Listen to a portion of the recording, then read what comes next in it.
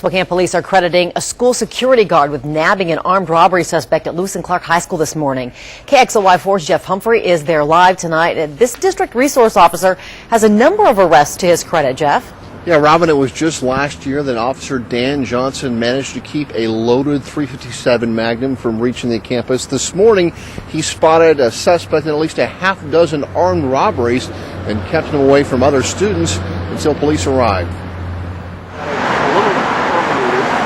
Spokane police raced to Lewis and Clark this morning after they were told there was an armed robbery suspect on campus. Anytime we get a call of a weapon in a school, specifically a firearm in a school, we take that very seriously, and there is a very quick response. In this case, 16-year-old Sergio Lopez did not have a gun and was taken into custody about 3 minutes later.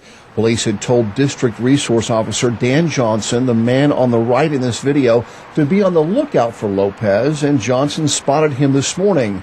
Lopez and some of the other members of his gang are all suspected of a series of holdups last summer in the neighborhood just north of Gonzaga. The group used pistols and a 12-gauge to rob college students at gunpoint, even firing their scattergun through the front door of this home.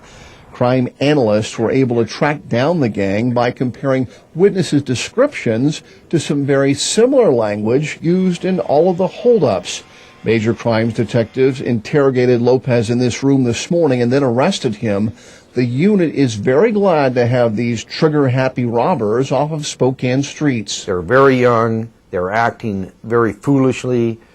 In most of the instances, they'd been drinking and smoking marijuana before they went. And they're armed with shotguns and Derringer handguns.